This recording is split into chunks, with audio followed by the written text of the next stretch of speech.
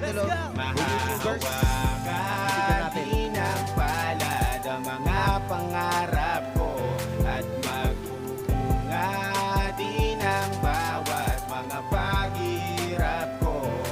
Balang araw, isisigaw ko sa buong mundo ay salamat sa tiwala nyo. Laging idolo noon pa na si Boy Sa Tapang. kadiliman, mahirapan, may hagdahan. Alam mo sa aking sarili na di mawawala. Sa buhay natin ay dumarating ang pagkadapa. Ngunit ang mahalaga, patuloy tayong bumabangon. Isipin ganong man katarik ay makakahon. Kahit na anumang hamon, pangarap huwag mong itapon. Huwag mong madaliin at sumabay ka lang sa alon. Pakatandaan mo na pagkatapos ng hindi may liwanag din ang araw at sisikat. Ulanin ka man ng mga problema at balakid sa daanan. Lumakad ka basta wala kang sinasagasaan. Manatili lang naman pagkumbaba. Magalang at pagrespeto sa iba'y huwag mawala. Sa bandang huli magagawa mo rin na abutin mga pangarap kung tayo maghinang ng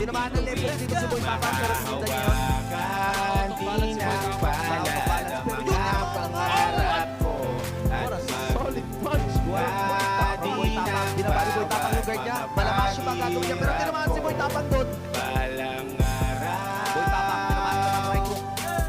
Balang araw, si Boy Tapang dito. isisigaw ko sa buong mundo ay Kung magiging motivasyon niya ba yung sa tiwala niya. Lakaran ko muli ang daanan pabalik. Sa larangan ng nangyayilan kong tunay pang mahaba. Sa kabuhayan bilang saan maghuminga ng saglit. Ito na ulit at kahit mahirap na nanatili pa din nasabi. Makagawa ng musika at mapadinig sa kanila. Ang aking opisya kahit ganon kadami ang mga sumusuporta. Ang tangi na mahalaga para sa kanila nadarama ko na saya. Lalo na sa mga pagkakat akong nagpapalakpakan sila pag ako kumanta. Kahit na ano sabihin ng iba, hindi ko na tigilan nilalaban ang pangarap. Naniniwala ako darating din ang tagumpay. Walang karapang mayayakap. Basta pa ako mahirapan man. Makadama ng kalung Boy Tapang. Halos wala namang manghihinaan. Pero wala na lakaran. Handaan na para makaabot ang pangarap. Pakinggan ang marami ang awit. Na aking ginagawa sa mga pagkakataon na panabalatan na para makakahit. Iman ngayon, hindi pa magbukas. Di na pinasaratinggan. Basta si Pagod mo na kapatid. Para magawa mong mabutin. Balang araw. Time out!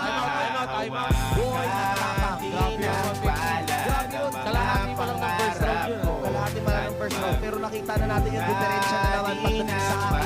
May power si Boy Tapang eh. May power siya. Nasasaktan niya si Boy Umas. Pero kinukulang sa akin kasi Boy Umas. Ay, si Boy Tapang. Kinukulang niya sa akin. Kinukulang. Eh, pag tinignan mo si Boy Umas dito, kala mo kakasampa lang ng ring. Ay, salamat sa tiwala nyo. Umikot-ikot muna si Boy Tapang. Ayan yun, oh. Wala. Protect yourself at all times. Yan na. Boy Umas. Ito na. Uy, tinamaan na naman ang uppercut si Boy Umas dito. Pero palag si Umas dito. Ang ganda ng mga instant shot dito ni Boy Tapang. Medyo kinakapos na si Boy Tapang. Kinakapos na si Boy Tapang pero pumapasok yung mga suntok niya. Tinamaan ng right, ng left hook. Boy Tapang.